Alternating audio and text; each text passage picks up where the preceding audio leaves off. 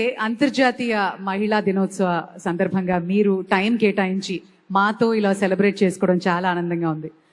మిమ్మల్ని జీవితంలో మహిళా దినోత్సవ సందర్భంగా గుర్తు చేసుకోవాలి అంటే ఆ మహిళ ఎవరు, మిమ్మల్ని ఎంతగా ప్రభావితం చేశారు? మీ భార్య గారా, అమ్మగారా? ఎవరికి వారే. కానీ ఈరోజు మీరు ఒకసారి చూస్తే మా మిస్సెస్ ఉంది.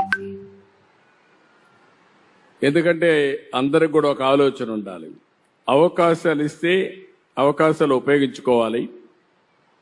అదే సమయంలో మన సమర్థత నిరూపించుకునే అవకాశం వస్తుంది. బిగినింగ్లో మా మిస్సెస్ కూడా వ్యాపారాలు చేయడం తెలియదు.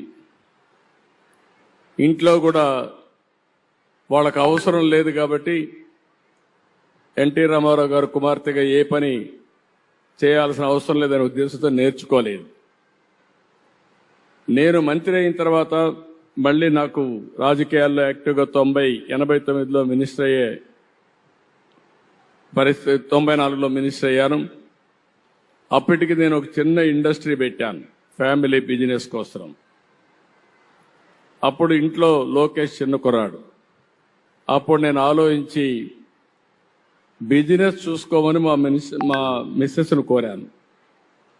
ఆవిడ రిలక్టెంట్గా రిఫ్యూజ్ చేశారు. బిగినింగ్లో నేను గట్టిగా చెప్పాను, ఎవరో ఒకరు చూసుకోవాలి, నేను మంత్రిగా ఉన్నాను, నాకు టైం ఉండదు, అది కాకుండా బిజినెస్ చూడడం కరెక్ట్ కూడా కాదు అని చెప్పితే యాక్సెప్ట్ చేసింది. యాక్సెప్ట్ చేసిన తర్వాత నేను మంత్రిగా ఉండి మళ్ళా ముఖ్యమంత్రి అయ్యాను. 10 ఏళ్ళు రాజకీయాల్లో యాక్టివ్గా ఉంటే అక్కడి నుంచి అంచెలంచెలుగా ఒక సాధారణమైన మహిళ హెరిటేజ్ కంపెనీని డెవలప్ చేసి పిల్లలను కూడా అందరినీ, మా అబ్బాయిని కూడా బాగా చదివించి పెళ్ళైన తర్వాత ఇద్దరిని కూడా స్టాన్ఫోర్డ్ వరకు చదివించే పరిస్థితికి వచ్చిందంటే అది మహిళలకు ఉండే శక్తి అని చెప్పి నేను మీకు తెలియజేస్తున్నా. ఇప్పుడు అక్కడితో ఆగలేదు. ఎన్టీఆర్ మెమోరియల్ ట్రస్ట్ ద్వారా సేవా కార్యక్రమాలు చేస్తూ ఉంది.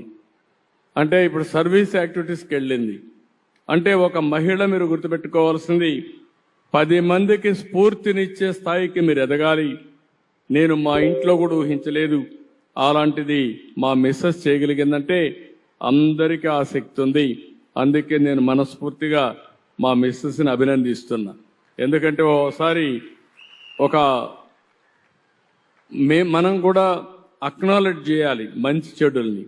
అలాంటి మంచి చెడులు చేసినప్పుడు నాకు ఎలాంటి ఇబ్బంది లేకుండా అన్ని పనులు చూసుకోవడమే కాకుండా అవసరమే 10 రూపాయలు ఇచ్చే శక్తి కూడా సంపాదించుకునేది.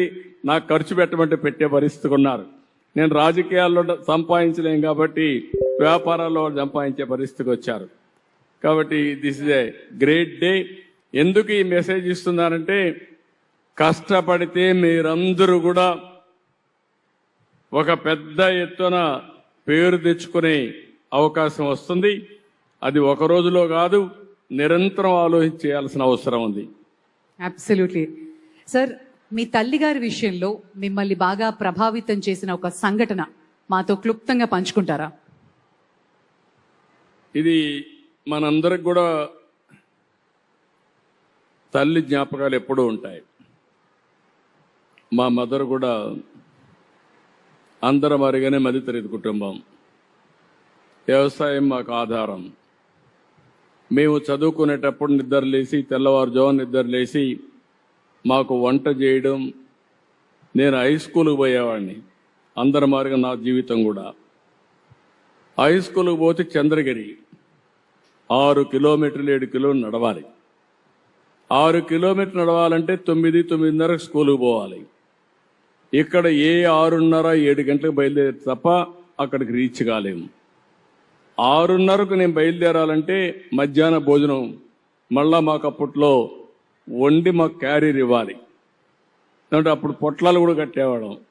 క్యారీర్ తీసుకుపోవాలంటే మళ్ళీ తీసుకురావాలి కాబట్టి ఈ మరిగా పొట్లాలు ఇప్పుడు చేస్తున్న ప్యాకెట్ చేసి ఇచ్చేసేవాళ్ళు. దాన్ని పుస్తకాలతో పెట్టుకొని బ్యాగ్లో పెట్టుకొని వెళ్ళేవాళ్ళం. అంటే 5 గంటలకు నిద్రలేసి 4 గంటలకు నిద్రలేసి వంట చేసి మాకు స్నానాలు చేపించి స్కూలుకి పంపించేది. అక్కడి నుంచి ఓసారి ఆలోచించేవాడిని, ఎవరన్నా గెస్ట్ వచ్చినా, బంధువులు వచ్చినా, నేను రాజకీయాల్లో గెస్టులు వచ్చినా వంట చేసేవాళ్ళు. ఆ వంట చేసినప్పుడు ఆ వంట గదికి పోయి వస్తే బయట వస్తే కళ్ళంతా నీళ్లు కనపడేటివి. అంటే ఆ పొగంతా వచ్చేది, కడుపులోకి పొగబోయేది, కళ్ళ నీళ్లు వచ్చేటివి.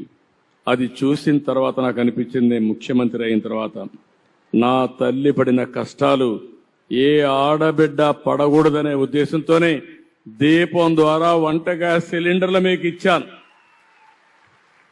దేశంలో ఎవరికీ ఆలోచన రాలేదు. మా తల్లి కష్టాలు చూశాను. అందుకే నా ఆడబిడ్డలు అవస్థ పడకూడదనే ఉద్దేశంతో 95-97లోనే ఆడబిడ్డలందరికీ గ్యాస్ సిలిండర్లు ఇచ్చాను. ఇప్పుడు మళ్ళీ కొంతమంది రేట్లు పెరిగాయని మళ్ళా కట్టెల పొయ్యి పెట్టుకుంటా ఉంటే ఇది కరెక్ట్ కాదని దీపం 2 కింద మళ్ళీ 3 సిలిండర్లు ఉచితంగా